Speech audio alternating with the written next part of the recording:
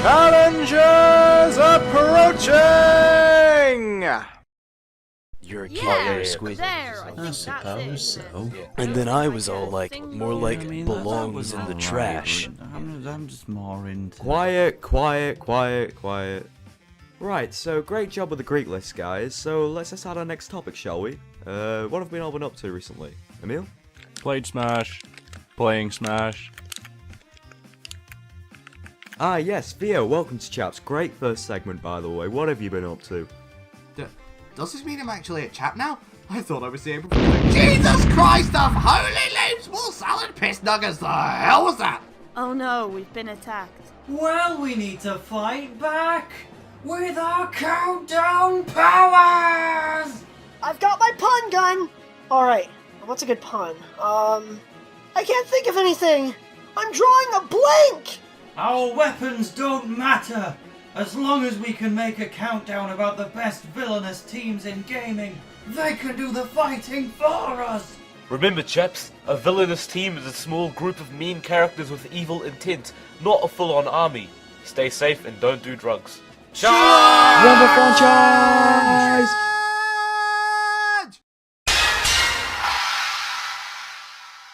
The idea of crossovers to humans, and especially children, are fascinating. Decades of playground spats of who would win in a fight between X and Y. Pokemon X all the way for the record. So what do you get when you mesh four fearsome Nicktoons villains with a motif of stealing the plans of an interdimensional portal for a fleabot on Jimmy Neutron's dog Goddard? You get the Evil Syndicate and an average licensed game to go with it. Let's not beat around the kelp bush. The Evil Syndicate's differing heights, shall we say, easy defeatability, which is a word now, and weak motif doesn't make them the most threatening villainous team in gaming. But it's the sheer giddiness of seeing the worlds of Danny Phantom, The Adventures of Jimmy Neutron, Boy Genius, Fairly Odd Parents and SpongeBob SquarePants, to use the full titles, combined is enough to justify the Syndicate's spot on the list. So, let's whittle down the members, shall we? Professor Finbar Calamitous is a stubby, nearsighted, bald old man and leader of the gang, but he's way less fearsome than Danny Phantom's mighty Vlad Blasmius. Manipulative, intelligent, with eyes of intimidation and mystery, with a variety of dark magic, superhuman athleticism and transformation. I'm just saying words now. The technological brains boosted with the presence of 1949's finest fairy hater, Denzel Crocker. With giant mechs, Mr. Burns like Hunchback and Fingers of Doom, he's certainly not one to ignore. Unlike the 10 times Fry Cook Games champion, Sheldon J. Plankton, a tiny green pensioner with a criminal record taller than himself. He's a little one, smaller than me. Little one? Out of my way! You will Whoa there, calm down, mate. Have an A hammer? I don't want a hammer. Together they are the world-traversing, hero-attacking, unsuccessful, The Evil Syndicate. With a the, don't forget it. But with the addition of the paranormal-obsessed Dib, femme fatale spy beautiful gorgeous, ghostly tech-haunted Nikolai Technus, and horn-wearing Tlaloc in the second formation in Globs of Doom. Boy, this roster certainly rivals challenges approaching. But wait a minute, the second Syndicate team up with the good guys to stop a greater force of goo. So, they're good. Until the last moment in the game just before the final battle, where they decide to be evil again with all the old members except Plankton being nowhere to be seen for another final battle. I don't trust that fish. Maybe we'll be needing him for our villainous team, if he can mysteriously take down the original Evil Syndicate and survive, and lose twice to the heroes. With a hammer. I mean, he's cheap too, and experienced, so I think we'll take him into battle with us, thank you. Let us begin. Oh! No, I don't really have a team to send out, but if Colorado's taught me anything, it's that, When nothing else works, play Smash! So with that, I guess we've got some choices, don't we? We've got the Fighting Polygon team from N64, the Fighting Wireframes from Melee, the Alloys from Brawl, and the Fighting Me team from Super Smash Bros. For Wii U and 3D. Oh my god. Like, Sakurai, seriously, that title? Really? The polys are sort of pushovers and not very defined, and the wires lack any sort of variety, mimicking only two fighters, those two being Captain Falcon and Zelda. And the alloys, they are just... They sure are something. Your soul is mine. Yeah. So that leaves us the Mies.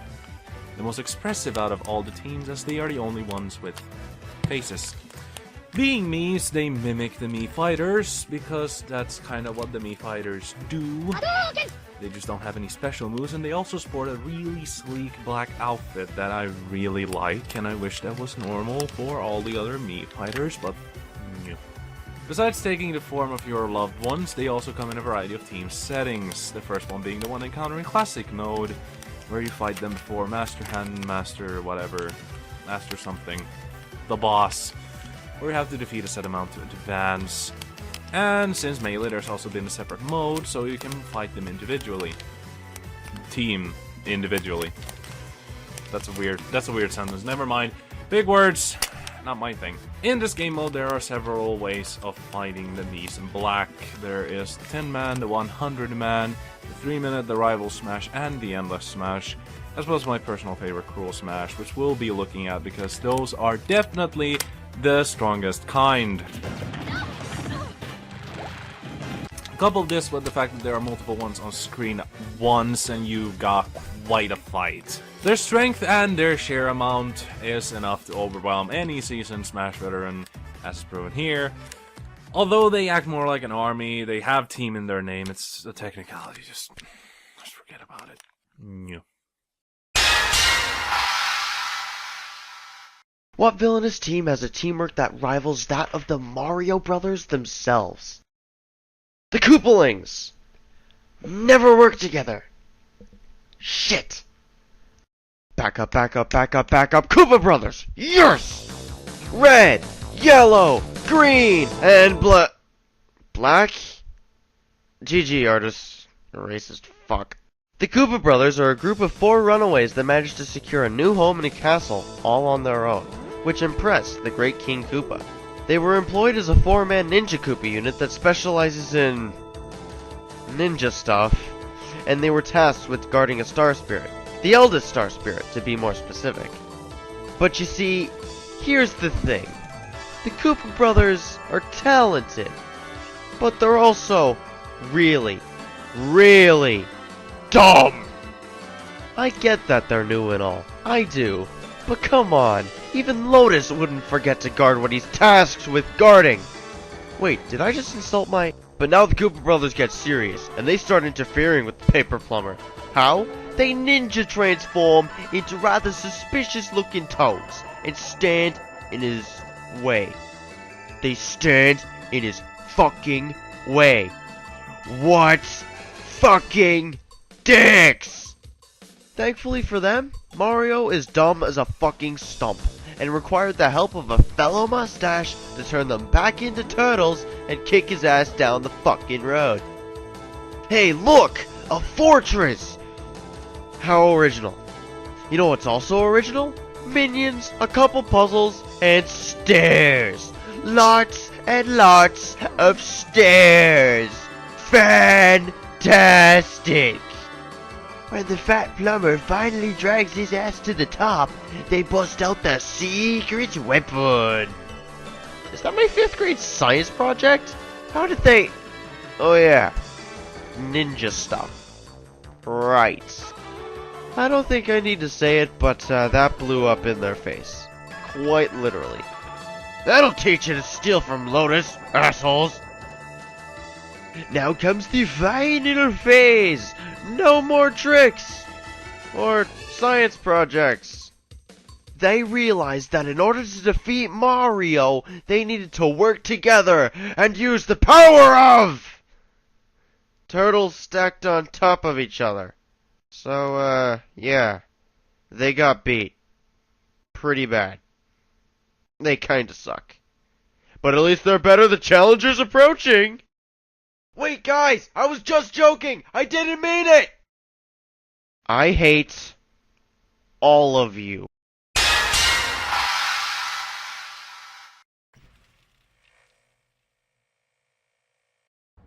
Villains. Villains never change. Whether they're inherently evil or a product of some tragic upbringing, they always seem to be an obstacle for some allegorical...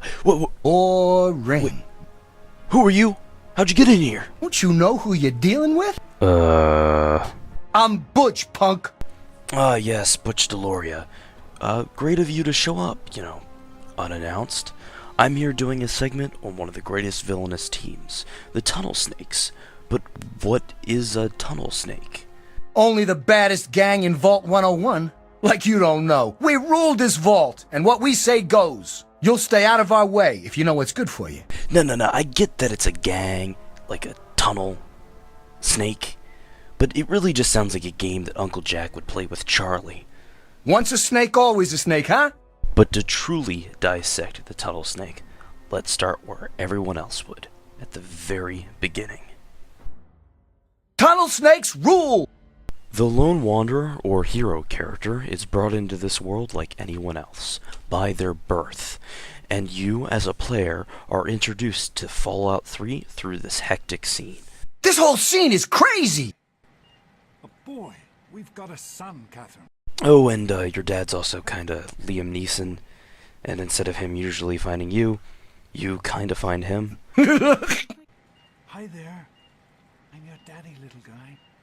Daddy. You're going to need a name, aren't you? Your mother and I have been talking. What do you think about John Cena? 10 years later, you're given a Pip-Boy and a greater outlook on the life of the Vault, including having a meeting with our friend here. I'm hungry, and that stupid robot destroyed the cake. Give me that sweet roll you got from Old Lady Palmer. After refusing to give Butch your birthday sweet roll, he kinda comes at you all fisticuff style. Yeah, because that's how snakes fight. Right up in your face, with fangs and knives and stuff. You want a sweet roll, Butch? Here's your fucking sweet roll. Several more years pass and you're finally introduced to the real deal tunnel snakes. They're busy picking on your friend, but you can approach them and take them on head on or try to calm them down. If you mess with the tunnel snakes, you're asking for it. Got me? During your escape from the vault, Butch needs some help. Please, I'll do anything. You can join the tunnel snakes. I'll be your best friend forever. Yeah. And, at this point, it's actually possible for him to follow you as a companion, or for you to just help him and move on your way. Now I know what you're thinking. Out of all the villainous teams and games, they're not even the toughest of bullies, and that's it? Man, way to be a buzzkill. But look at Fallout 3's score. It has a 91 on Metacritic. And I think one of the best things about Fallout 3 is the opening, and how strong the opening it is. It was one of the strongest openings in games I've seen, well, until Metal Gear Solid 5. You've got to be kidding me. But that being said, I think that the opening and how awesome it is partly due to the tunnel snakes. Tunnel snakes rule! Hopefully maybe we could see some reference or the tunnel snakes themselves in Fallout 4. I wonder what it would be like. It'll be the toughest, coolest, badassest gang the Wasteland's ever seen. The tunnel snakes could ride again! Or, slither again. Whatever. Overall, if it weren't for the tunnel snakes, I don't think Fallout 3 would have ruled as much as it did. Tunnel snakes for life!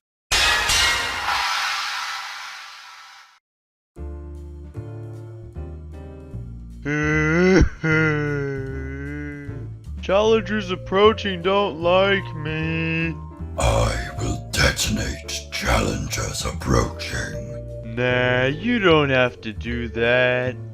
Man, this beer is too warm.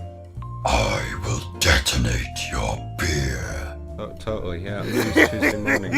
Guess it's my round again. Watch out for my nails! I want the most expensive drink on the menu. But I won't. I don't. Cheers for performance on Sonic Lost World, guys. Oh yeah! I was on point! I've never felt so alive! Yay! Well, not too sure everyone liked it. Yay! Well done, mate. You've lost your virginity. Think we're one of the best villainous teams in gaming? Oh, well, of course we do. That is if you get off your ass and get me another drink, sugar tits. But really, we loved you guys. Even if some people call you cliche, we think you're funnier for it. I would say my character's very complex and commendable. So come on then, mate. just between us. Who's your favourite? It's me, ain't it? No, it's me. It's definitely not me. Boys, boys, boys! I'm a girl! Why fight? Are you forgetting who we are? A cow and a talking cabbage. No. We're challengers approaching and we make countdowns. So? Countdown! Challengers approaching! Number 6. At number 6, it's Zik. What? Now, at the start, Zik built himself up as a really serious threat, giving off the impression that he's some kind of Master Elder type villain who other members feared. But once it gets to the battle with Zik, he just throws dancing fruit at you. That's it. Then you just beat him. He's quite easy. Number 5. Cena, just the typical woman in the group of men, there for gender equality. Who cares? Women are boring! Yeah! Wait. Number 4. Zavok. Bastards! The Deadly Six can be a bit of a joke at times, so they need a solid, serious leader to keep them in check.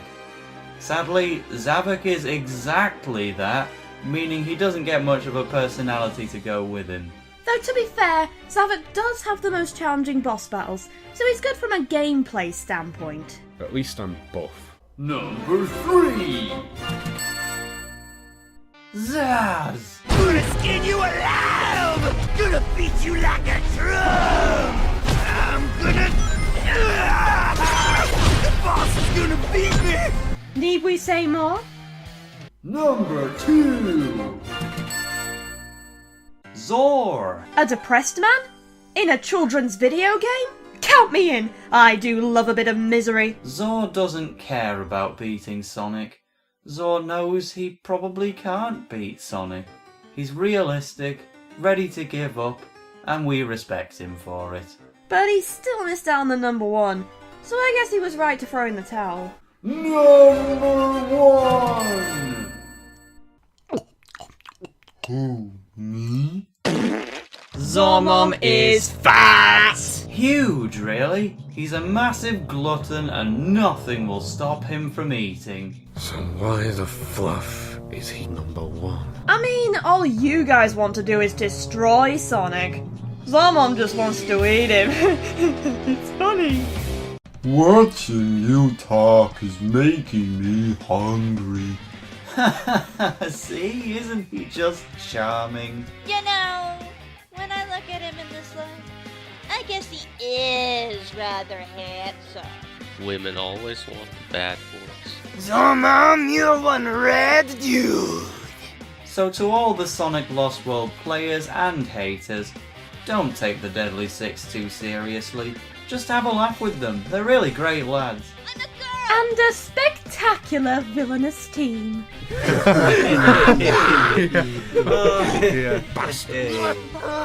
Sometimes I feel like I should go back on that train to nowhere. Do not. It would detonate my heart. Why? You mean? I love you.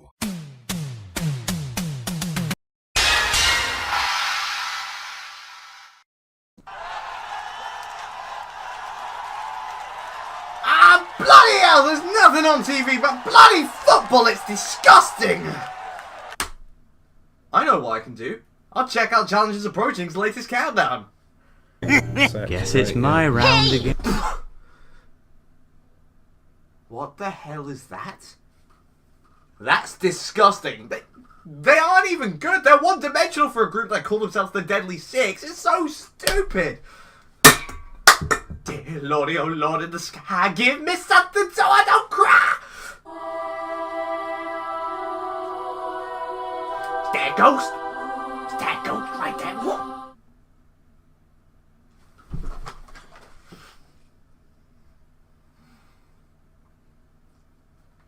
It's a football RPG. God, you see mighty! Is that anime?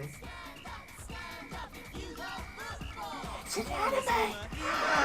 Inazuma 11, football JRPG on DS. So many things about that sentence are plain wrong, but it's so right. Like it was Phoenix, that's a move, and the lawyer, this was a shit joke. So yeah, final boss time. Spoilers, by the way. The team you're up against are the team that beat Royal Academy because drugs given by their old manager, this prick, and they're here to win because winning's all that matters. Fuck you.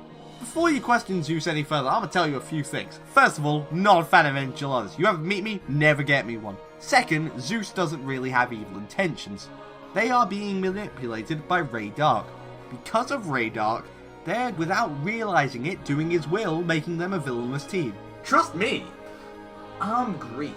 So is this guy's name, so we good? We good. So how does Dark do it? Brainwashing? Blackmail? Promises of a Shulk amiibo?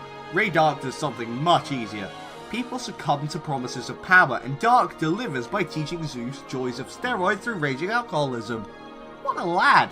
His intentions come down to being a little jealous of Super Goal 11's dad who can do nothing wrong, so he decides to interfere with Raimon and then he interferes with anyone who interferes that. Sounds complicated, but let's give an example. When he goes to Royal Academy, he attempted to sneakily murder the entirety of Raimon, but Jude saved the world. Then, to get back at Jude, he formed Zeus and laid waste to Royal Academy. In other words, he's a twat. He manipulates teams to achieve his goals, but now I'll tell you why I chose Zeus over the Royal Academy duo. Oh my god, Aphrodite, I love you! They're just told who to fight and they do, no questions asked. They will always win, no matter the opponent, except for Raimon, who figure out their game and the deal with the drink of the gods. However, the power they still have is beyond ridiculous. The god names are nothing to laugh at when they can freeze time itself. Though, Hermes is because he's so fucking adorable. Ah! Zeus gets number 5 not because what they do, but because of what they are. Power hungry. Because of this lust for strength, they could be manipulated to do Dark's will, and when under his influence, it's easy to see why they're here. And so the gods have fallen. But who do we best next? Aliens? Fucking really, Inazuma? That's it! Out of the window with you! Oh my god, who did this? God knows! God! Editing out of 10. The old ways speak of a cleansing fire. We of the Red Veil must burn away this corruption to begin anew. In a time plagued with xenophobic empires and terrible fashion sense, the Red Veil serves as a beacon. Not of hope, just a beacon. To us, there is no blood too precious, no plan too suicidal. We are the dagger in the back of those who become corrupted, so lethal to those who oppose us that even the immovable Grineer Empire has placed us on their radar. You've been seen. Ready your weapon. We are willing to kidnap, torture, and kill to get the information we need, even when the victims in question are the grunts who probably don't even know how to tie their own shoes. Our time is perilous. We seek to, well, not exactly fix that. Some might say we make it worse, but we think we're doing the right thing, so we'll keep doing it anyway. However, we cannot do it alone. Join us, Tenno! Not those honorable and completely based arbiters of Hexus that most of you join. Or that actually smart computer Suda. After all, why know what you're doing when you can randomly shoot and stab things?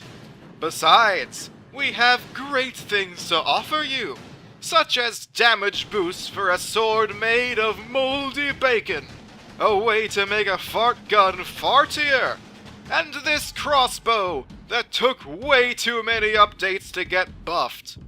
After all, who needs actual guns like the other guys give you, when you can use the most advanced technology of the -5th century? But if you oppose us, we will have no option but to hunt you down. And by we we mean a group of zombies that we have for some reason. There are those who would call us terrorists. Those people have obviously become corrupt and need to be killed. Preferably with moldy bacon swords. Alright, but in all seriousness, these guys are a cult of space assassins, who are so good at what they do that just being found with the Red Veil badge is an offense punishable by death in most of Grenier space. They kill everyone they don't like, and give the worst rewards of any syndicate to anyone they do like. Even if you're on their side, they're the bad guys. And if you're not on their side, well, it was nice having a liver, wasn't it?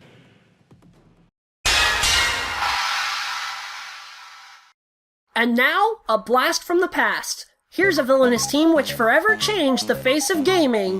The Ghosts from... Can't let you do that. What the heck? Just what I need to see. Star Wolf. Look, guys, I have a great segment planned here. Can't you just leave me alone? Alright, fine. I'll do the segment on you guys instead. Jerks. Ow! Whenever the Star Fox team sets out to save the Lilat system, they always run into Star Wolf, a group of mercenaries who, you know. This team always provides challenging and entertaining dogfights, along with dialogue that's sure to make you howl with laughter. The team is led by the uninventively named Wolf O'Donnell. He's always trying to prove himself a better pilot than Fox, but since he's a villain, it usually doesn't work out. I can't lose! Wolf is accompanied by his best friend, the chameleon who crawls all over Falco, Leon Pawalski. I am the great Leon! He speaks for himself. Then there's Pigma Dengar, a despicable swine whose betrayal of the original Star Fox team caused the apparent death of Fox's father. Daddy screamed real good before he... Shut up, Pigma! Kids are playing these games. Finally, there's Andrew Oikeny. He monkeys around a lot, but he will always be loyal to... Uncle Andros! And because he fights Slippy, you almost want to root for him. Is that all you got? Nope! Star Wolf also appears in Star Fox Assault, except Pigma and Andrew left the team to be their own boss. They were replaced by Panther Caroso, a flirtatious cat who just won't stop chasing Crystal. Oh, and there's Command, but we don't speak of that game. All in all, Star Wolf plays their part well, and they are certainly one of the most iconic villainous teams in gaming. Their impact is so large that Wolf himself even became a playable character in Super Smash Bros. Brawl. You're good, Fox, but I'm better. Well, you see, Wolf, you were cut from the new Smash Bros. What the heck? And Fox has a costume that looks just like you, and he can use Wolf Flash. No way! I don't believe it! Fox, you're going down! Looks like we win today, Star Fox.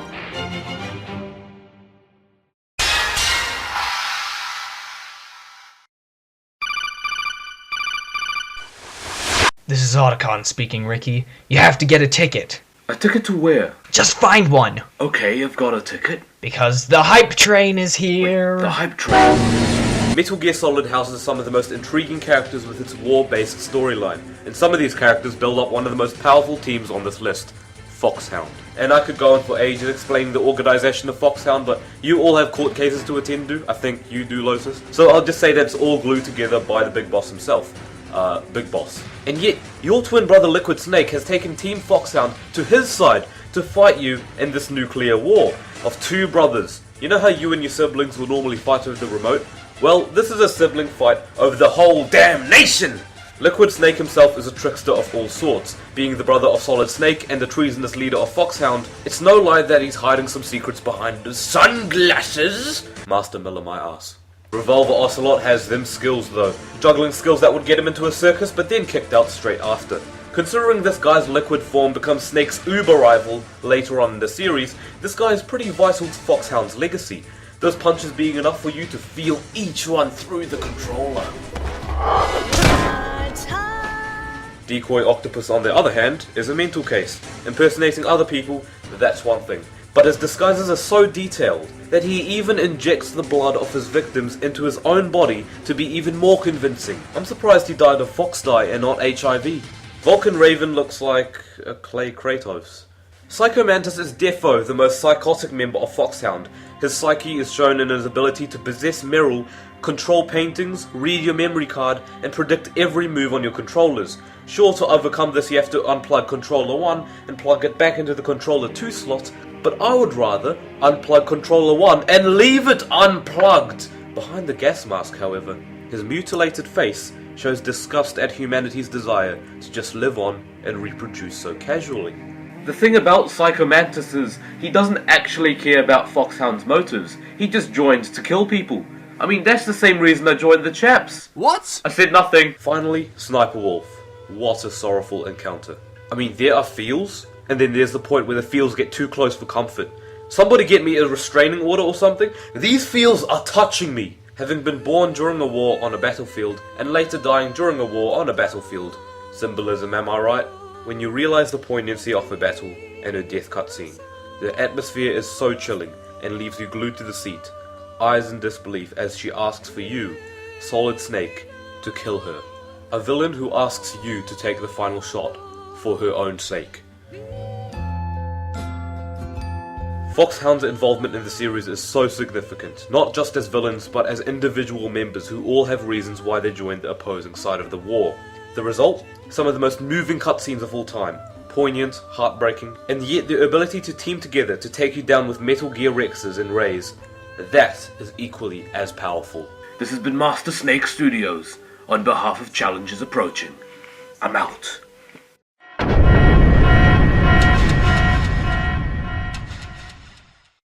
And so, we gathered up our villainous teams to send into fight against the nondescriptive opposition.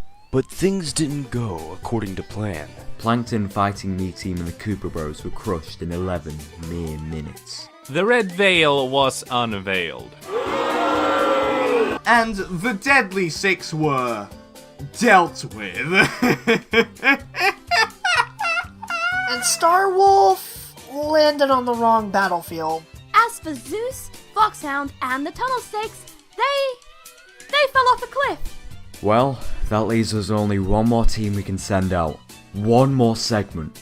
And you saw this one coming. The Pokemon segment. No, not again! What's better than one villainous team? Two villainous teams. It's time for an epic chat battle of chaps in deciding who to send out. Team Aqua or Team Magma?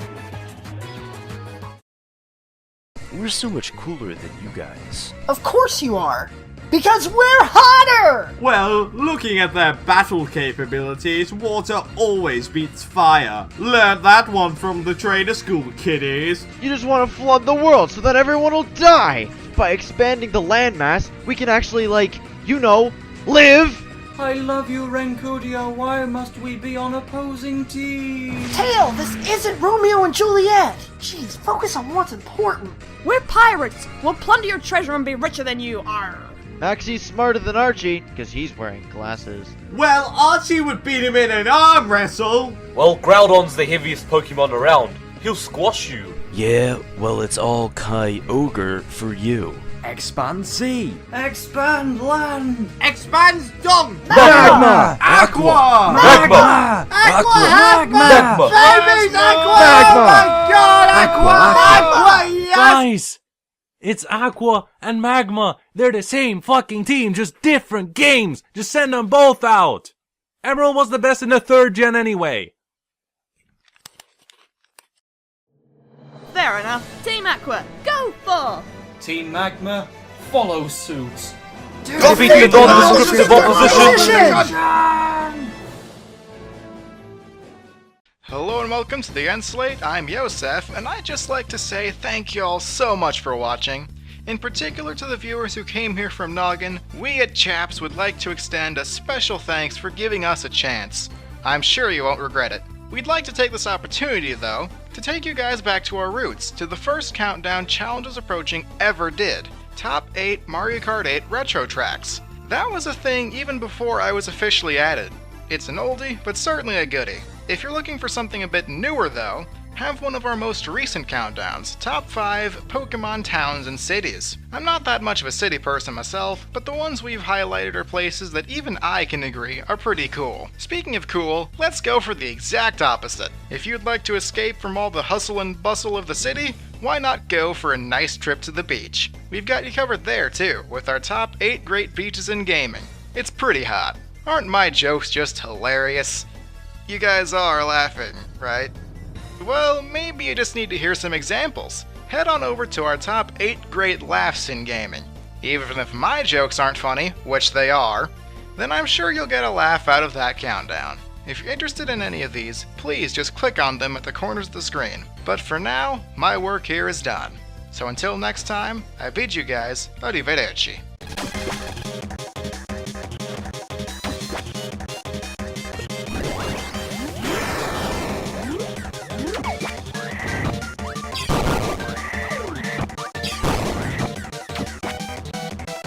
I thought that was really great.